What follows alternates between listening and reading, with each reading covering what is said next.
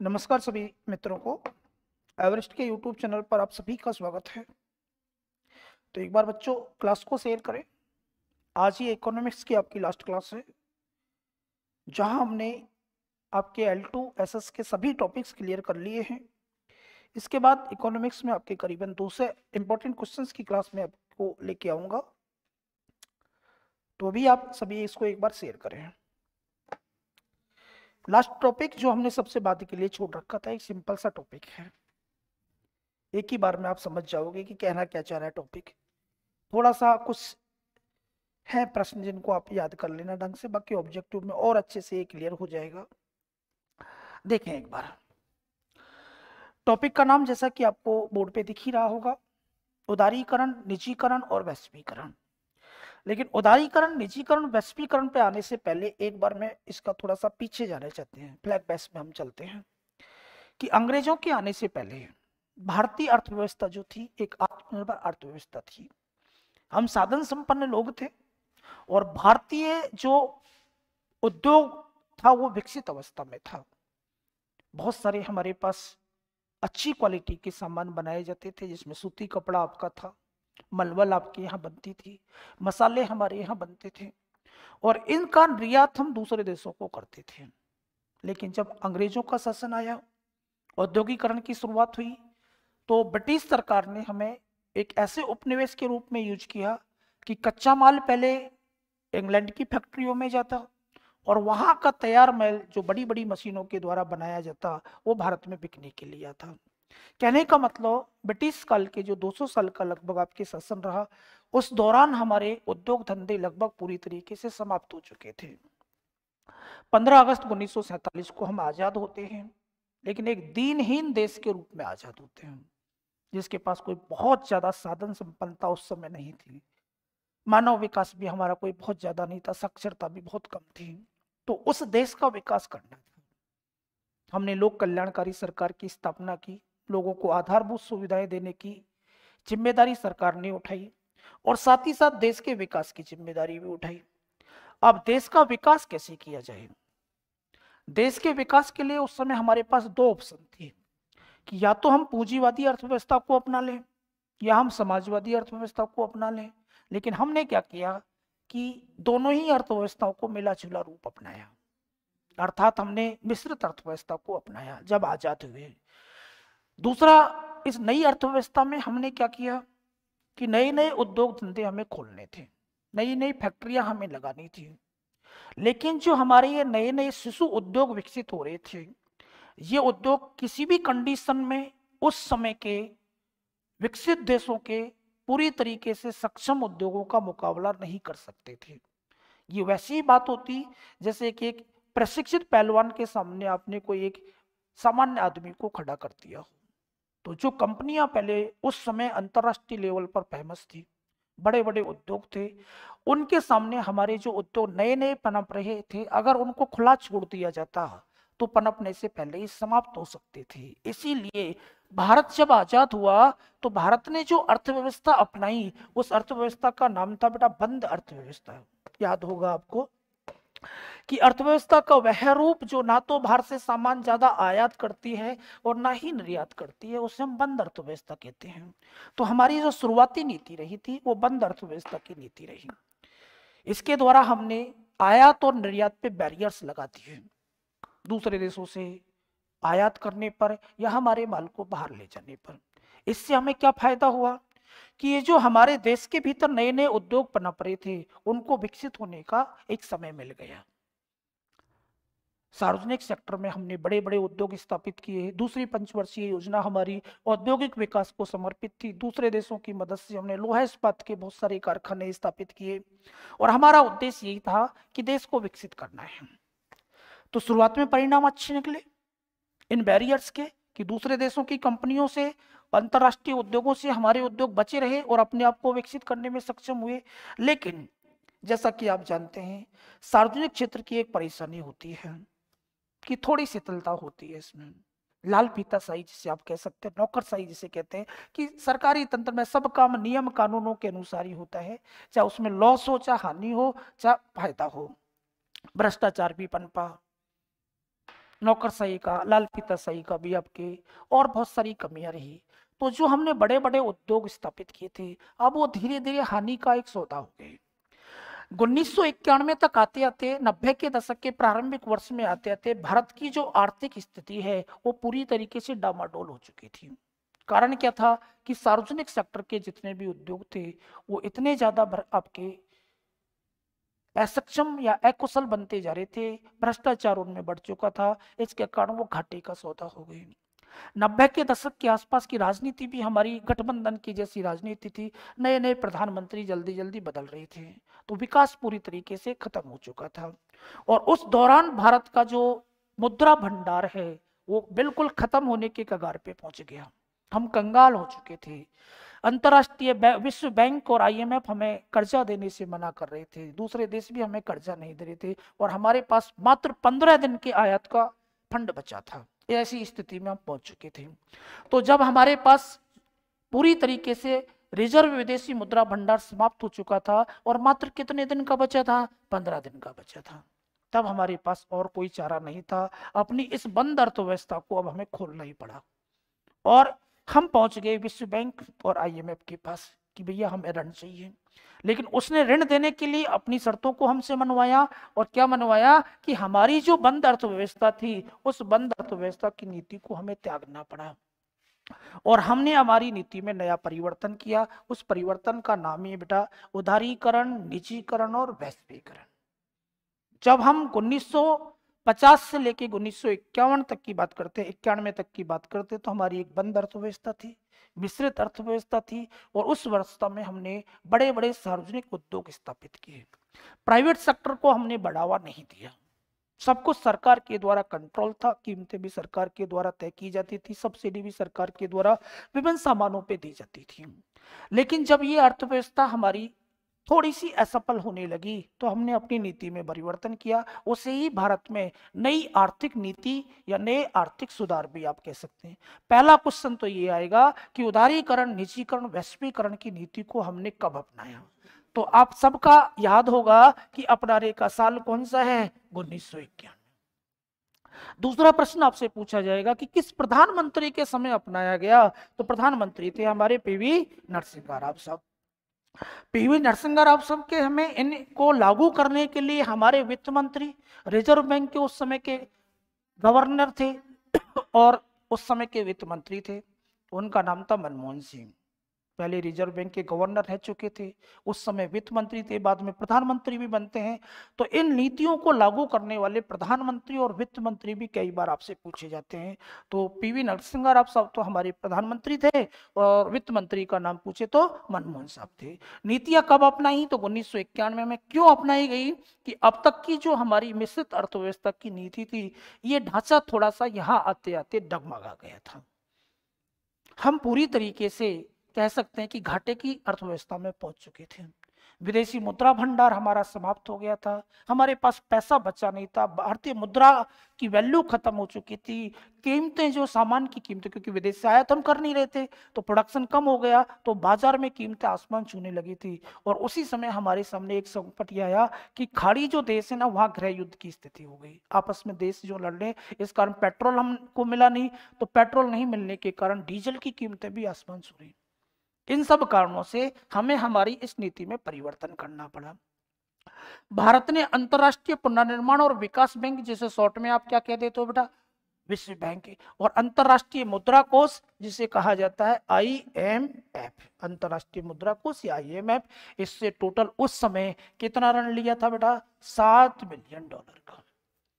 और इस ऋण को देते समय इस वर्ल्ड बैंक और आईएमएफ के द्वारा हमारे ऊपर कुछ शर्तें थोपी गई थी। उन शर्तों को लागू करने के लिए ही हमने अपनी क्या अपनाई, नई आर्थिक नीति। कब आई है ये, 1991 में। और इस नई आर्थिक नीति के तहत हमने 3 काम किए। कामों के नाम क्या हैं, उदारीकरण, निजीकरण और वैश्वीकरण। तीनों शब्दों का छोटा छोटा सा अर्थ है, लेकिन अर्थ की ओर जाने से पहले इनको देखें कि ये क्यों अपनानी पड़ी हमें। पहला चीज पूछेगा कि ये नीति हमने अपनाई किस तारीख को है, तो बेटा सन तो सबको याद है, लेकिन तारीख भी याद कर लें। कि हमने ये परिवर्तन कब किए हैं? 24 जुलाई 1991 को। प्रधानमंत्री याद रखना है, वित्त मंत्री याद रखना है, मेरे हिसाब से सबको याद है। प्रधानमंत्री तो कौन था बेटा? तो प्रधानमंत्री पूछे तो पीवी नरसिम्हा राव, और वित्त मंत्री सब कौन थे? मनमोहन सिंह। तो किसके दिमाग की उपज थी ये उदारीकरण, निजीकरण, वैश्वीकरण? मनमोहन सिंह के दिमाग की उपज थी। बड़ा विद्वान और आर्थिक रूप से सक्षम व्यक्ति था, इसके द्वारा इसको अपनाया गया। शॉर्ट में हम इस तीनों शब्दों को किस नाम से जानते हैं? एलपीजी। एलपीजी कह देते हैं। एल का मतलब क्या है? उदारीकरण। उदारीकरण का मतलब क्या है? लिबरलाइजेशन। और पी का मतलब निजीकरण। निजीकरण को आप क्या कहते हैं? प्राइवेटाइजेशन। और इसका वैश्वीकरण का मतलब ग्लोबलाइजेशन या वैश्वीकरण। तीन शब्द है, शॉर्ट में हमने एलपीजी कहा। अब आपसे पूछे कि क्यों अपनाया हमने इसको, तो कारण क्या क्या है? तो एक तो बेटा हमारा राजकोषीय घाटा था, उसमें बहुत ज्यादा वृद्धि हो गई। वृद्धि क्यों हो गई? क्योंकि भारत ने क्या है कि लोक कल्याणकारी राज्य की व्यवस्था को अपनाया था। हमारा जो सरकार थी वो लोक कल्याणकारी थी। लोक कल्याणकारी सरकार का मतलब इसे बहुत सारे कार्य जनता की भलाई के लिए करने थे, जिनसे सरकार को कोई इनकम नहीं होती है। जैसे शिक्षा की व्यवस्था है, स्वास्थ्य की व्यवस्था है, उन कार्यों से सरकार को इनकम होती नहीं है। गरीबों की भलाई के लिए बहुत सारी योजनाएं जहाँ सरकार निःशुल्क बहुत सारी सुविधाएं उन्हें देती है, तो उन चीजों में हमारा बहुत सारा पैसा जा रहा था।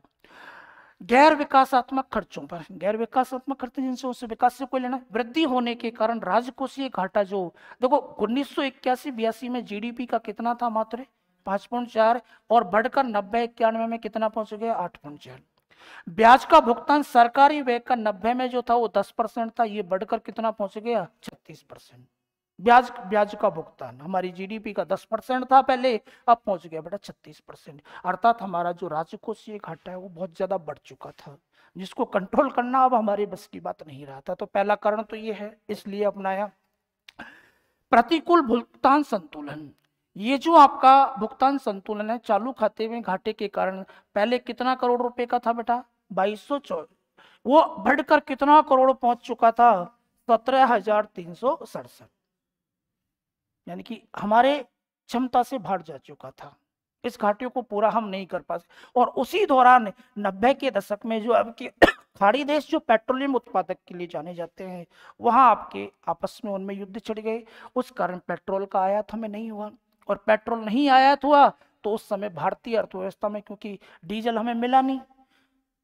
अगर आपके कोई पिताजी या दादाजी उस समय के हैं तो पूछना उनसे कि एक एक 5 लीटर पेट्रोल या डीजल खरीदने के लिए, क्योंकि उस समय इंजन चलते थे आपके गांव में सिंचाई के लिए, तो मध्य प्रदेश तक जाना पड़ता था उनको कि 1 पीपी पेट्रोल मिल जाए हमें, ताकि हमारी नाव की फसल ठीक से हो जाए।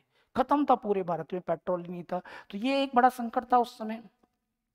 विदेशी विनिमय भंडार हमारा समाप्त हो ही चुका था, लगभग 15 दिन का शेष बचा था, वो हमारी एक बड़ी समस्या थी। अब चूंकि हमारे पास माल था नहीं, तो हमारी कीमतों में क्या हो गई? वृद्धि हो गई, मुद्रास्फीति बढ़ गई, कीमतें बढ़ गई। इन सब कारणों से ऐसा लगने लगा था कि भारतीय अर्थव्यवस्था पूरी तरीके से डगमगा चुकी है। कोई दूसरा देश हमें ऋण देने के लिए तैयार नहीं था, उसको पता था कि डूबेगा मेरा ऋण। उन कारणों से हमें इस नई आर्थिक नीति को अपनाना पड़ा। तो सिंपल सी बात है कि अब थोड़ा सा ध्यान देना कि शुरुआत में हमने जो अर्थव्यवस्था को अपनाया तो मिश्रित अर्थव्यवस्था थी। हमने अपने उद्योगों को बढ़ावा देने के लिए आर्थिक आयात और निर्यात पे थोड़े से बैरियर लगाए, तो हमारी अर्थव्यवस्था को हम बंद अर्थव्यवस्था कह सकते हैं। लेकिन ये जो हमारी बंद अर्थव्यवस्था की नीति है 1990 के तक आते आते लगभग असफल होने लगी थी। तब हमें अपनी नीति में परिवर्तन करना पड़ा, और 3 परिवर्तन हमने किए: उदारीकरण, निजीकरण और वैश्वीकरण। नई आर्थिक नीति को अपनाने वाले प्रधानमंत्री का नाम था मनमोहन सिंह, और पीवी नरसिम्हा राव। और वित्त मंत्री कौन थे? कब अपनाया गया? तो जुलाई 1991 में अपनाया गया। क्यों अपनाया, उसके कारण अपने के नहीं। अब तीनों का अर्थ समझ लो थोड़ा थोड़ा सा। उदारीकरण का मतलब क्या होता है? उदारीकरण का मतलब होता है उदार बनना। उदार का मतलब होता है कि हमारे जो नियम कानून हैं उनको सरल बनाना, ताकि प्राइवेट सेक्टर को बढ़ावा मिल सके, विदेशी कंपनियां ज्यादा स्थापित हो सकें। जैसे सपोज करो किसी बड़े उद्योगपति को कोई उद्योग स्थापित करना है, तो 10 जगह से उसको फायर से, आपके वन विभाग से, आपको खान विभाग से 10 जगह से एनओसी लेनी पड़ती थी। अब हमने क्या किया? एकल खिड़की सुविधा दे दी। कोई भी उद्योगपति राजस्थान में उद्योग लगाना चाहता है तो एक ही खिड़की पर उसके सारे एनओसी क्लियर हो जाएंगी। तो अब हमने नियम उदार बना दिए, तो अब ज्यादा हमारे पास विदेशी कंपनियां आएंगी, ज्यादा उद्योगपति हमें। तो कहने का मतलब नियम कानूनों को सरल बनाना ही क्या कहलाता है? उदारीकरण। हमने निजी सेक्टर पे जो बैरियर्स लगा रखे थे कानून को, उनको हमने सरल बना दिया। सरकार द्वारा प्रत्यक्ष या भौतिक नियंत्रण से अर्थव्यवस्था को क्या कर दिया जाए? मुक्त कर दिया जाए। वही क्या है? आपका उदारीकरण। भारत में उदारीकरण की शुरुआत लाइसेंसिंग प्रणाली को समाप्त करके की। पहले क्या है कि भारत में बहुत सारे उद्योगों में आपको स्थापित करने की लाइसेंसिंग प्रणाली चलती थी। लाइसेंस लोगे उसके बाद ही आप उद्योग स्थापित करोगे, तो हमने इसको सीमित कर दिया। और लाइसेंसिंग प्रणाली के तहत अब मात्र आरक्षित उद्योगों की संख्या हमने कितनी छोड़ दी है? 2। आरक्षित उद्योग यानी कि जो प्राइवेट सेक्टर में स्थापित नहीं हो सकते। पूछा जाएगा इंपॉर्टेंट, पहला इंपॉर्टेंट क्वेश्चन आप इसे कह सकते हैं कि आरक्षित उद्योग वर्तमान में कितने? तो आपके पास 2 हैं। एक तो कौन सा बेटा? नाभिकीय अनुसंधान, और दूसरा रेल सेवा। बाकी सभी जो है प्राइवेट सेक्टर के लिए हमने खोल दिए हैं। लाइसेंसिंग प्रणाली के तहत हमने आज तक कितने उद्योगों को लाइसेंसिंग के अंतर्गत रखा? बस 5 को रखा, बाकी लाइसेंसिंग सबका समाप्त कर दिया है। तो नियम कानूनों को उदार बनाना, ताकि सरल बनाना, ताकि प्राइवेट सेक्टर जो है आसानी से स्थापित हो सके, विदेशी कंपनियां स्थापित हो सके, विदेशी फंड हमारे पास आ सके, उन सब के लिए आप उदारीकरण को अपनाओगे। उदारीकरण के अपनाने से पहले और बाद की स्थिति में क्या परिवर्तन आया, थोड़ा सा देख लेते हैं। अगर हम बातें करें तो पहले क्या स्थिति थी? 1991 से पहले मुद्रा के आदान प्रदान पर क्या लगा रखा था? प्रतिबंध। ठीक है, विदेशी मुद्रा जो फंड थी वो भारत में नहीं आ सकती थी। ठीक है, प्रतिबंधों को अब हमने क्या कर दिया? उदार बना दिया। पहला परिवर्तन है, पहले विदेशी फंड भारत में नहीं आ सकता था, अब आ सकता है, एफडीआई के तहत आते हैं।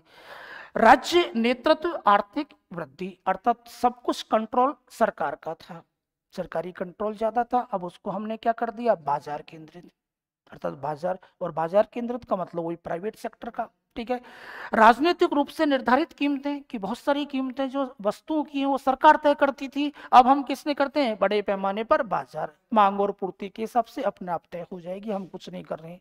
पहले बहुत सारी कीमतें सरकार तय करती थी, कंपनी को घाटा जाए तो जाए, आपको इतने में ये माल बेचना है तो बेचना ही है। ठीक है, मुद्रास्फीति की प्रक्रिया द्वारा विकास को करना, अब क्या है? लक्ष्य आधारित मौद्रिक और राजकोषीय नीति। हमें लाइसेंस के प्रभुत्व वाली अर्थव्यवस्था की, बहुत सारे उद्योगों में लाइसेंस लेना पड़ता था, अब हमने इसको क्या कर दिया? समाप्त कर दिया या बहुत कम कर दिया। राज्य नियंत्रित ब्याज दरें, यानी कि जो ब्याज की दरें वो भी सरकार द्वारा कंट्रोल होती थी, अब ब्याज दरों का विनिमय कर दिया। कर बहुत ज्यादा, टैक्स बहुत ज्यादा लगते थे, टैक्स को क्या कर दिया? अब हमने सुधार कर दिया। और अविकसित पूंजी बाजार था, अब धीरे धीरे कैसा हो गया? पूंजी। तो कहने का मतलब उदारीकरण से पहले और बाद की अर्थव्यवस्था में क्या परिवर्तन आया, वो थोड़ा सा आपको देखोगे तो अपने आप पता लग जाएगा। पहले एक बंद अर्थव्यवस्था थी, उसको हमने किसके लिए खोल दिया? तो सभी के लिए उदार बना दिया। अब इसका दूसरा भाई आता है निजीकरण। ये तो वैसे ही समझ में आ जाता है कि पहले क्या था कि हमारा उद्देश्य था कि सार्वजनिक सेक्टर में ही हम बड़े बड़े उद्योग स्थापित करें उनके, हालांकि हमने शुरू से ही मिश्रित अर्थव्यवस्था को अपनाया है। और मिश्रित अर्थव्यवस्था का मतलब है कि सार्वजनिक सेक्टर भी होगा और निजी सेक्टर भी होगा, प्राइवेट सेक्टर भी होगा, लेकिन हमने बहुत सारे जो है ना बैरियर्स लगा रखे थे प्राइवेट सेक्टर के ऊपर, चाहे लाइसेंसिंग की है, चाहे एनओसी की है, चाहे नियम कानून कठोर थे, उस कारण उसको बढ़ावा नहीं मिल पाया था। सार्वजनिक उद्योग ज्यादा स्थापित हुए। अब धीरे धीरे हमने क्या किया कि निजीकरण को बढ़ावा दिया। निजीकरण 2 प्रकार से होता है, एक तो प्राइवेट जो सेक्टर है उसको बढ़ावा देने के लिए कानूनों को सरल बनाना, और एक सार्वजनिक सेक्टर जो है उसको प्राइवेट सेक्टर को देना, उसे विनिवेश कहते हैं आपके सामान्य भाषा में। तो हम बात करें तो निजीकरण से तात्पर्य किसी सार्वजनिक क्षेत्र के उपक्रम को अभी तक सरकार का है, उसके स्वामित्व या प्रबंधन में सरकार द्वारा त्याग कर किसके हाथ में दे देना? निजी हाथ में दे देना, निजीकरण कहलाता है। भारत में निजीकरण की प्रक्रिया में सरकारी कंपनी निजी क्षेत्र की कंपनियों में से 2 प्रकार परिवर्तित हो रही हैं। 2 प्रकार कौन से हैं? सरकार का सार्वजनिक सेक्टर की कंपनी के स्वामित्व और प्रबंधन से बाहर हो जाना, अर्थात सरकार बिल्कुल त्याग देती है कंपनी को, अर्थात कंपनी सीधे किसके पास चले गई? प्राइवेट सेक्टर के पास। अब दूसरा तरीका क्या है कि सार्वजनिक क्षेत्र की कंपनी में निजी कंपनी को विनिवेश, अभी तक 100% शेयर सरकार के पास थे। सरकार ने कहा कि हम विनिवेश करना चाहते हैं और 49% शेयर जो है ना प्राइवेट सेक्टर को देना चाहते हैं। जैसे विनिवेश कहते हैं हम कि कंपनी में सरकार जो है अपना हिस्सा कम करेगी और प्राइवेट सेक्टर का बढ़ा देगी, वो निवेश कहलाती है। तो निजीकरण का मतलब आपके समझ में आ ही गया होगा कि सरकारी सेक्टर के जो उद्योग है उनको धीरे धीरे प्राइवेट सेक्टर या प्राइवेट सेक्टर के लिए खोलना ही आपके निजीकरण कहलाता है। आओ जी आगे, विनिवेश का मतलब समझ लो बस केवल कि ऐसी कोई सरकारी कंपनी है तो उसमें सरकार अपनी हिस्सेदारी को धीरे धीरे बेच रही है, वो बेचना ही क्या कहलाता है, विनिवेश कहलाता है। लगभग हर कंपनी को धीरे धीरे आप किसी प्रकार की किसी सार्वजनिक क्षेत्र के उद्यम द्वारा आम जनता को इक्विटी यानी कि हिस्सेदारी की बिक्री करना ही क्या कहलाता है, विनिवेश। एक होता निवेश और एक होता विनिवेश। निवेश का मतलब होता है सरकार का किसी क्षेत्र में पैसा लगाना, कंपनी को खरीदना, वो तो निवेश हो गया। और विनिवेश का मतलब उसको बेचना। जैसे मैं आपके बारे में भी कहता हूँ कि आपने अगर कोई प्लॉट खरीदा है तो आपने निवेश किया है और उस प्लॉट को आपने बेच दिया है तो क्या हो गया, विनिवेश हो गया। अपनी प्रॉपर्टी को बेचना ही विनिवेश कहलाता है। सरकार के संबंध में ये बात कही गई है, ध्यान रखें। अब ये निजीकरण का क्या प्रभाव पड़ा। 1991 से पहले निजीकरण के बारे में हम बात करें तो राज्य का बार बार क्या रहता था, हस्तक्षेप, बड़ा कंट्रोल था राज्य का प्राइवेट सेक्टर के उद्योगों पे भी। अब वो हस्तक्षेप हमने क्या कर दिया, कम कर दिया। सार्वजनिक क्षेत्र के उपक्रमों का प्रभाव कि बड़े बड़े उद्योग जो थे वो सार्वजनिक सेक्टर में स्थापित हो रहे थे, अब इसको कम करके हमने किसको दे दिया, निजी क्षेत्र को दे दिया। ये परिवर्तन आया। सार्वजनिक उपक्रम विकास के इंजन के रूप में थे, क्योंकि देश का विकास जो उस समय था वो सार्वजनिक उपक्रमों पे था, क्योंकि बड़े बड़े सारे उद्योग सार्वजनिक सेक्टर के थे, चाहे वो भिलाई का हो, चाहे राउरकेला का हो, चाहे दुर्गापुरा का हो, चाहे चित्तरंजन का कारखाना हो। अब कौन हो गया, प्राइवेट सेक्टर हो गया आपके। एकाधिकार की अवधारणा थी, अर्थात सारे क्षेत्र जो था आपके सार्वजनिक सेक्टर को बढ़ावा, अब किसको दे दिया हमने, सार्वजनिक और निजी क्षेत्र के अंतर को क्या कर दिया, समाप्त। तो ये दोनों में परिवर्तन हुआ। सबसे बड़ा शब्द इसमें जो आएगा वो ये वाला है, वैश्वीकरण या भूमंडलीकरण। वैश्वीकरण या भूमंडलीकरण आर्थिक दृष्टि से नहीं, ये सभी दृष्टियों से होता है बेटा। क्या मतलब होता है कि पूरे विश्व का एक गांव बन जाना, या मैं सिंपल सी बात करूं तो देश की अर्थव्यवस्था को विश्व की अर्थव्यवस्था से जोड़ना ही क्या कहलाता है, वैश्वीकरण।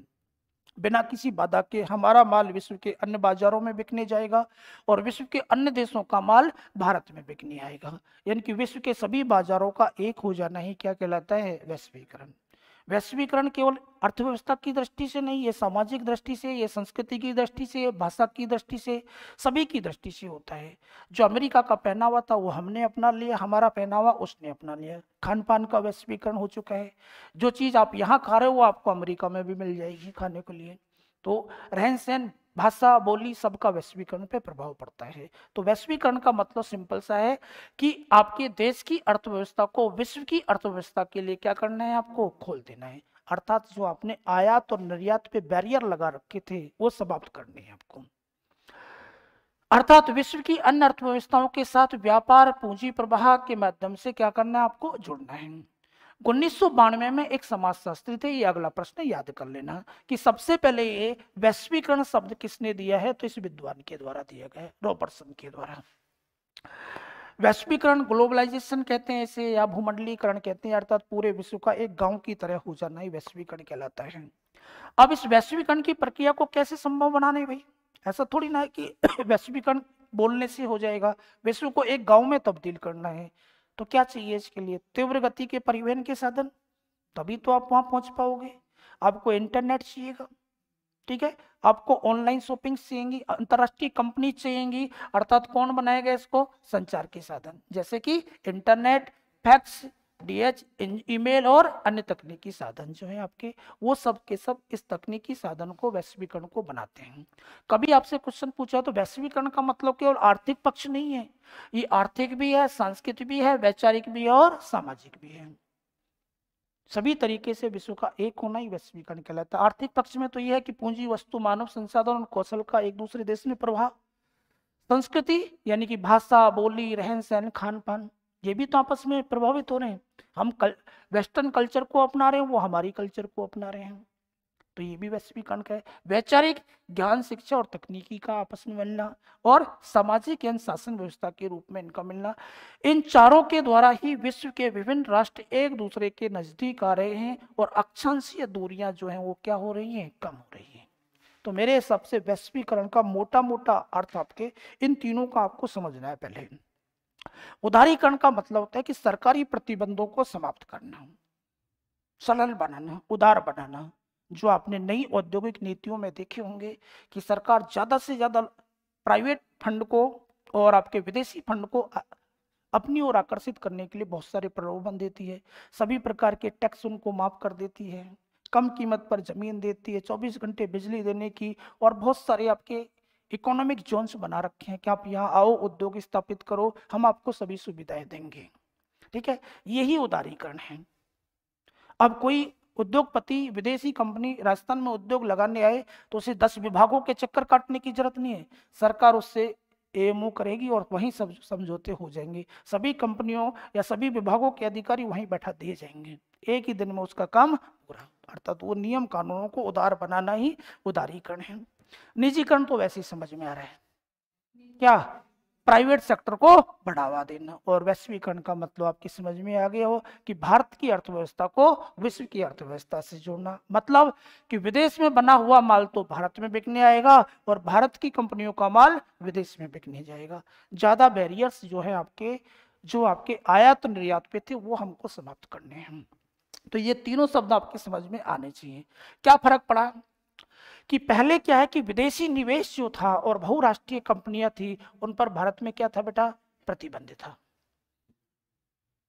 अब क्या कर दिया हमने, इसको सुविधाएं उपलब्ध कर दी कि बहुराष्ट्रीय कंपनियां हमारे यहाँ, विदेशी फंड यहाँ आ सकता है। बड़ा है, एफडीआई का बड़ा योगदान है। क्या लाभ होता है बताएंगे आगे। कोई भी विदेशी कंपनी आपके यहाँ है, विदेशी कंपनी ने अपना यहाँ कार्यालय खोला, तो वहां जो प्रोडक्शन इकाई उसने लगाई, उसमें मजदूर कौन है, हमारे यहाँ के हैं। जो उसने कंपनी खोली, जैसे कि आपके यहाँ बगल में डी मार्ट खुला हुआ है, डी मार्ट में कितने सारे लोगों को रोजगार मिला हुआ है। पहला फायदा, डी मार्ट खुला तो उपभोक्ता को फायदा कि उसके पास विकल्प बढ़ गए हैं, कम कीमत पर उससे अच्छी क्वालिटी का सामान मिला, तो उपभोक्ता को फायदा हुआ, रोजगार में वृद्धि हुई, क्योंकि कंपनी आएंगी तो अपनी इकाइयां स्थापित करेंगी, और इकाइयां स्थापित करेंगी तो जीडीपी का नाम सुना है आपने। वो ये नहीं देखती है कि उत्पादन विदेश ने किया है या हमने किया है, उत्पादन अगर मेरे देश में हुआ है तो मेरे देश का विकास हुआ है। समझ गए, जीडीपी का मतलब वहाँ आप समझ सकते हैं। हम देखते नहीं है कि विदेशी कंपनी है हमारी, हमें तो जीडीपी बढ़ानी है, तो ज्यादा से ज्यादा उद्योग धंधे लगाने, स्थापित करने, तो वो वाली बात है, फायदा क्यों नहीं होगा। भूमंडलीकरण के अपनाने से पहले भारतीय अर्थव्यवस्था कैसी थी, बंद, अब कैसी हो गई, खुली। अपने आप पर आत्मनिर्भर होने की हमने कोशिश की कि ना तो दूसरे देश से लाएंगे ना भेजेंगे, लेकिन अब हमने विश्व के साथ क्या कर लिया, एकीकरण कर लिया। ठीक है, आयात प्रतिबंध, पहले आयातों पे क्या था, प्रतिबंध था, अब हमने वो क्या कर दिए हैं, समाप्त कर दिए हैं। अब इस भूमंडलीकरण और इसका सबका भारतीय अर्थव्यवस्था पर बदलने के लिए हमने क्या क्या कदम उठाए, पहले उनको पढ़ेंगे, उसके बाद इसके प्रभावों को पढ़ेंगे कि वैश्वीकरण, उदारीकरण और निजीकरण के अपनाने के लिए हमने क्या क्या किया। तो विभिन्न कदमों में पहला कदम तो विदेशी व्यापार के क्षेत्र में नीतिगत परिवर्तन किया।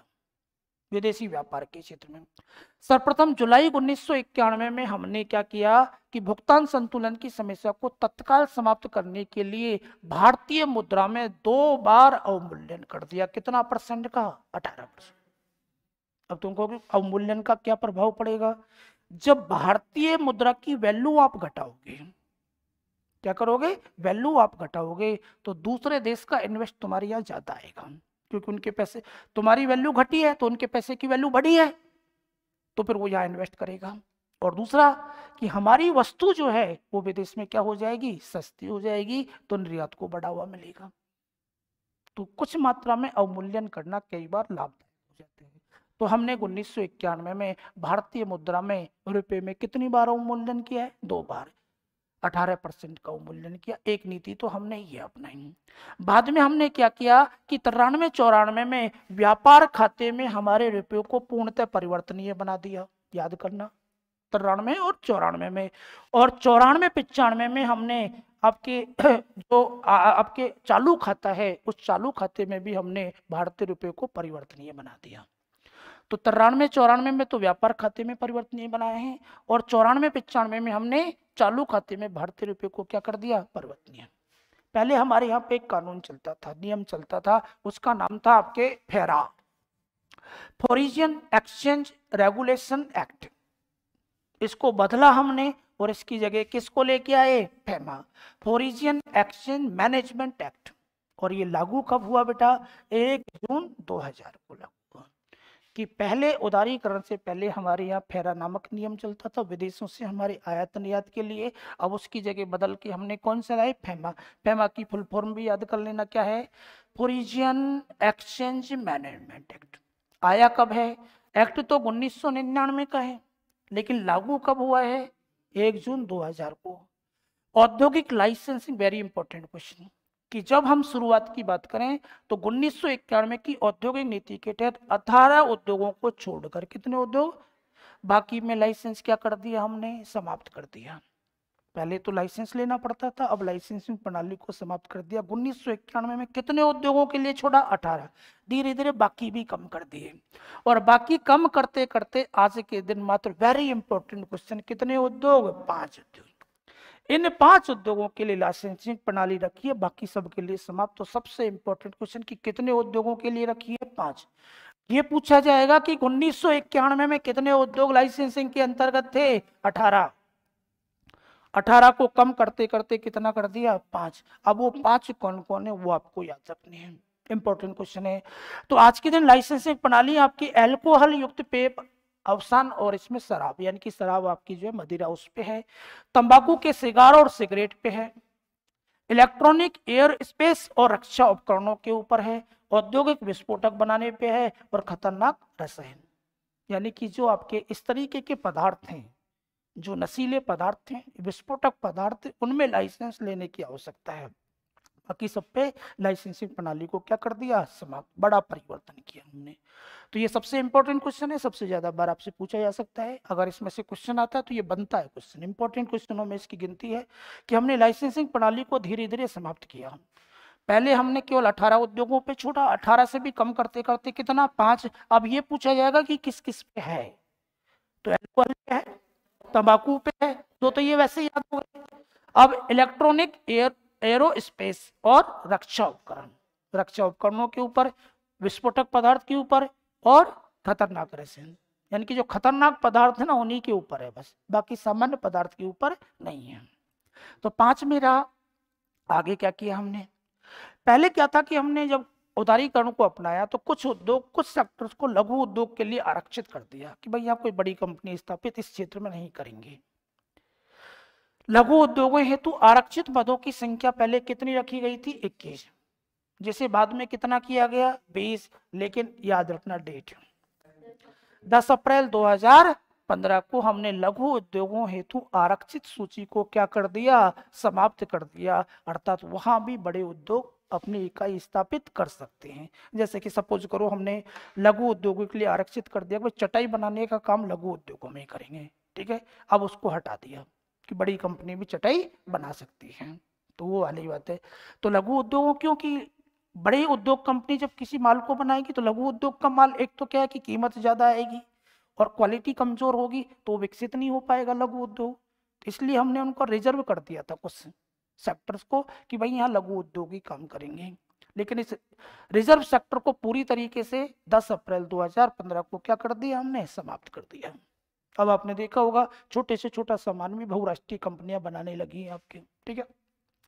सार्वजनिक क्षेत्र की सिमरती भूमिका, पहले बहुत सारे उद्योग थे जो केवल सार्वजनिक सेक्टर में खोलते थे, अब हमने इसको धीरे धीरे कम करते करते, याद रखना ये दूसरा इंपॉर्टेंट क्वेश्चन है, अब सार्वजनिक सेक्टर में केवल कितने उद्योग छोड़े, 2। यहाँ दोनों कंफ्यूज मत होना, लाइसेंसिंग प्रणाली में तो कितने आ रहे हैं, 5, अर्थात जिनको स्थापित करने के लिए आपको लाइसेंस लेना पड़ेगा सरकार से, ठीक है। लेकिन ऐसे सेक्टर जो केवल सरकारी सेक्टर में है, सार्वजनिक सेक्टर में, वो कितने हैं, 2। एक तो आपके कौन है बेटा, परमाणु ऊर्जा, और दूसरा कौन सा है, रेल परिवहन। तो आज के दिन सार्वजनिक सेक्टर में आरक्षित उद्योगों की संख्या तो 2, लाइसेंस की प्रणाली के तहत कितने 5, ठीक है। और जो लघु उद्योगों के लिए आरक्षित प्रणाली थी इसको 10 अप्रैल 2015 को क्या कर दिया, समाप्त कर दिया। ये सुधार सारे के सारे आपने उदारीकरण वैश्वीकरण के तहत किए हैं।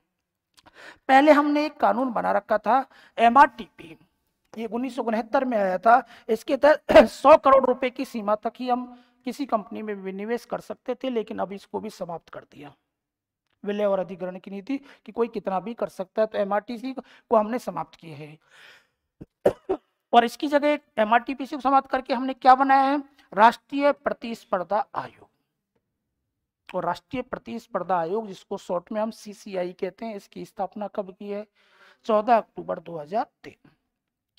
राष्ट्रीय विनिवेश कोष, वेरी इंपॉर्टेंट, पूछा जाएगा कई बार। जो हमने प्राइवेट सेक्टर को बढ़ावा देने के लिए विनिवेश की प्रणाली अपनाई, तो सरकार जो अपनी किसी निवेश को बेचेगी, हिस्सेदारी को बेचेगी, तो उससे सरकार के पास पैसा आएगा।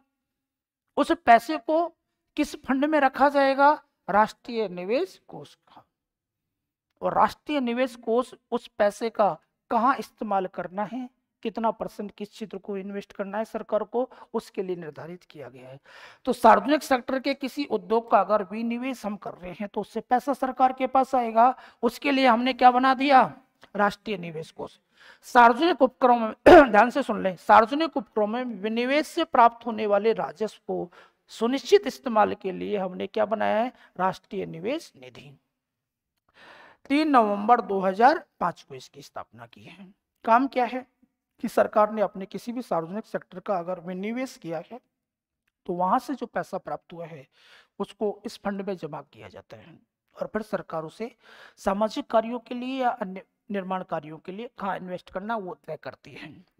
ये जो आपके सूक्ष्म, लघु और मध्यम उद्योग, इसको शॉर्ट में कहते हैं माइक्रो, स्मॉल और मीडियम इन्वेस्टमेंट, इनमें परिभाषा में हमने परिवर्तन कर दिया। ये पूछा जा सकता है कि किस उद्योग को तो सूक्ष्म उद्योग कहते हैं, किसको लघु कहते हैं, किसको मध्यम कहते हैं। तो नई इनकी जो बाउंड्रीज हैं वो 1 जून 2020 को लागू हुई हैं, और ये बाउंड्रीज इस प्रकार हैं। कौन सा उद्योग सूक्ष्म उद्योग कहलाएगा, जिसमें कम से कम कितने रुपए का निवेश होगा, 1 करोड़, 1 करोड़ तक का निवेश। अगर किसी उद्योग में 1 करोड़ रुपए तक का निवेश किया गया है तो उसे कौन सा उद्योग कहा जाएगा, सूक्ष्म। उसका टर्नओवर 1 साल का कितना होना चाहिए, 5 करोड़। लेकिन आपको ये वाला याद करना है, ठीक है। लघु उद्योग उसके कहेंगे जिसमें पूंजी निवेश कितना है, 1 से 10 करोड़ के बीच है, और मध्यम उद्योग 10 से 50 करोड़ के मध्य है। तो ये वाली टेबल आपको थोड़ा सा देख लेना कि नई नीति के अनुसार लघु उद्योग कौन सा, सूक्ष्म उद्योग कौन सा, मध्यम उद्योग कौन सा है। 1 करोड़, 1 से करोड़ लेकर कहाँ जाओगे, 10, और 10 से 50, 50 करोड़ से ऊपर फिर वृहत उद्योग आपके हो जाएगा। तो ये हमने नई सीमा बना दी और परिवर्तन किया। LPG का भारत के उद्योगों पर प्रभाव, LPG यानी वही उदारीकरण, निजीकरण और वैश्वीकरण, कि भारत के उद्योगों पर इसका क्या प्रभाव पड़ा। तो दोनों ही प्रभाव पड़े बेटा, कुछ सकारात्मक प्रभाव पड़े और कुछ नकारात्मक पड़े। तो पहले सकारात्मक पढ़ ले। क्वेश्चन क्या आएगा कि उदारीकरण, निजीकरण, वैश्वीकरण का कौन सा सकारात्मक प्रभाव है और कौन सा नकारात्मक, तो अपने आप आपको समझ में आ जाएंगे। पहला प्रभाव देखें, सकारात्मक प्रभाव देखते हैं। औद्योगिक विकास के लिए पूंजी की उपलब्धि। जब हमने बहुराष्ट्रीय कंपनियों को भारत में उद्योग स्थापित करने की अनुमति दे दी, FTI भारत आने लगा, तो हमें क्या मिल गई, पूंजी मिल गई। हमारे पास पूंजी का ही तो अभाव था। अब बहुराष्ट्रीय कंपनी आई तो उनके द्वारा बड़ी बड़ी इकाइयां स्थापित की गई, तो भारत में पूंजी निवेश हुआ। सबसे बड़ा काम तो ये हुआ। पहले हमारे पास पूंजी की कमी थी, अब दूसरे देशों से हमारे पास पूंजी आई। तो हमने क्या किया कि प्रत्यक्ष विदेशी निवेश, जैसे PDI कहते हैं, और विदेशी पोर्टफोलियो निवेश यानी कि FCI, इसके माध्यम से आपके औद्योगिक क्षेत्र में जो आपकी पूंजी की कमी थी वो पूरी हो गई। आओ जी, उद्योगों की प्रतिस्पर्धात्मक क्षमता का विकास, ये बड़ा जरूरी काम है। अब पहले क्या था कि बेटा हमारे जो उद्योग थे उनके भारत का माल भारत में बिकना है, किसी से उनकी प्रतियोगिता थी नहीं, तो उत्पादन में और तकनीकी में सुधार जो है ना वो मंद गति से हो रहा था। अब लेकिन विदेशी कंपनी, बहुराष्ट्रीय कंपनियां भी भारत में आ गई। अब भारतीय कंपनियों को टिके रहने के लिए अपनी नीतियों में भी क्या करना पड़ेगा, सुधार करना पड़ेगा।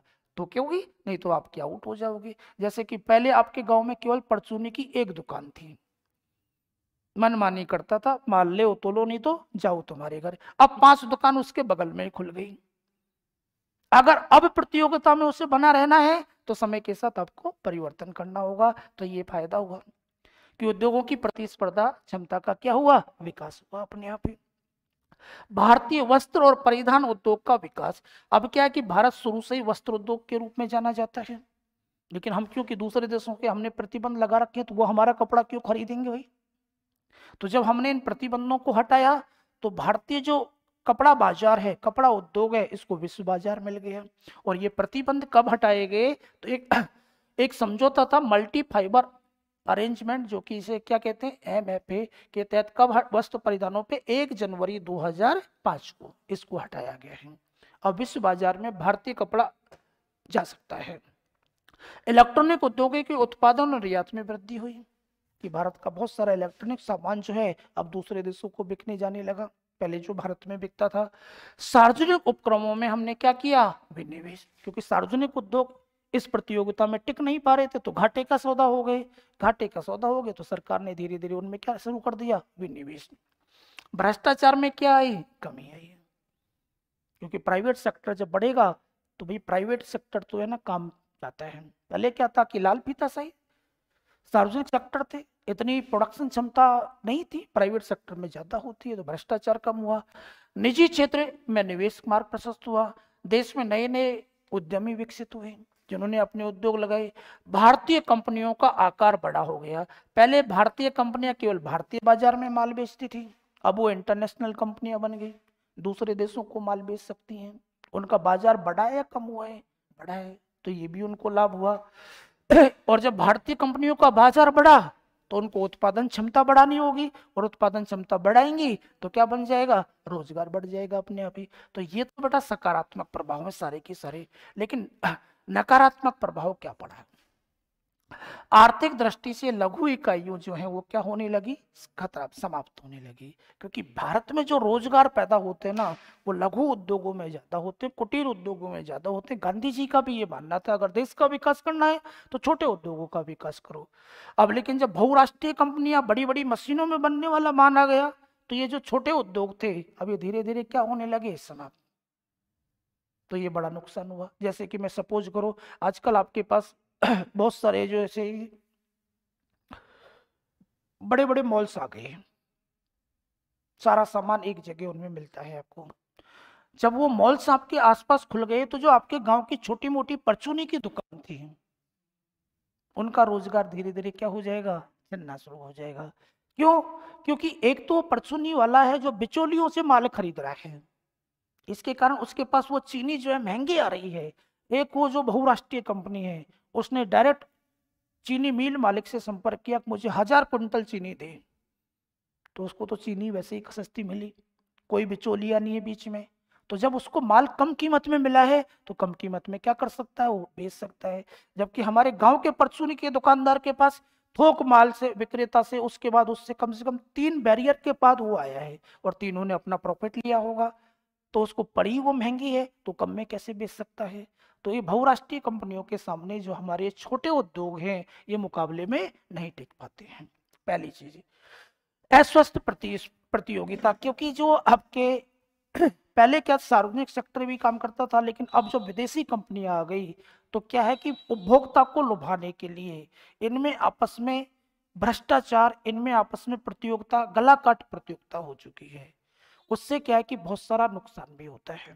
अस्वस्थ प्रतियोगिता, शिशु उद्योग, जो नया कोई उद्योग लगा है वो तो पनप ही नहीं सकता, क्योंकि इन बड़े बड़े आकाओं के सामने आप कैसा मुकाबला करोगे बताओ। जिसका मार्केट पूरे विश्व में फैला हुआ है, जिसको पूरे विश्व को कंट्रोल कर रहे हैं, वो आप कहाँ इसको कंट्रोल कर सकते हैं। कुटीर और लघु उद्योग धीरे धीरे क्या हो जाएंगे, समाप्त। तो ये हमारे उद्योगों पे प्रभाव पड़ा।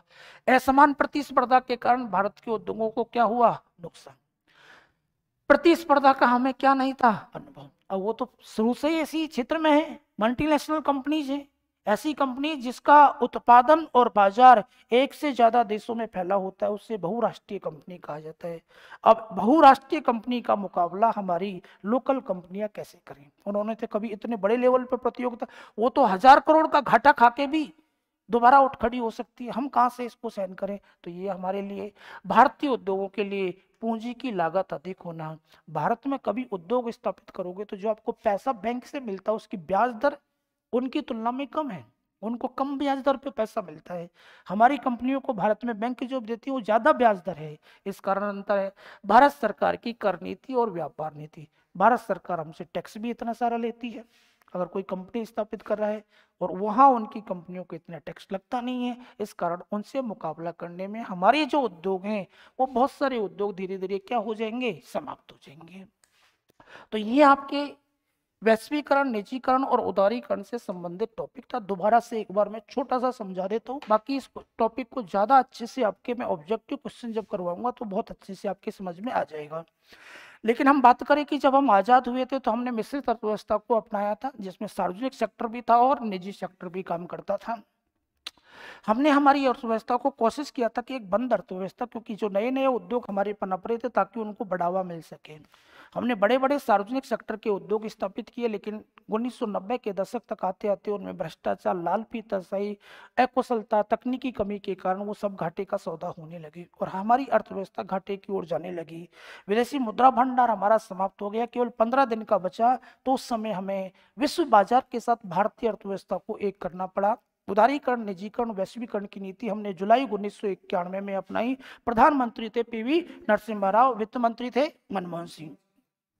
इन तीनों नीतियों का, उदारीकरण का मतलब होता है नियम कानूनों को सरल बनाना, निजीकरण का मतलब है प्राइवेट सेक्टर को बढ़ावा देना, वैश्वीकरण का मतलब है भारतीय अर्थव्यवस्था को विश्व की अर्थव्यवस्था से जोड़ना। अब इन सब के लिए हमने जो परिवर्तन किए उसके अभी परिणाम आने शुरू हो गए हैं, कि कुछ अच्छे परिणाम भी हैं और कुछ ऐसे भी हैं जो कि नकारात्मक भी आप उन्हें कह सकते हैं। तो ये आपका इकोनॉमिक्स लगभग पूरा होता है।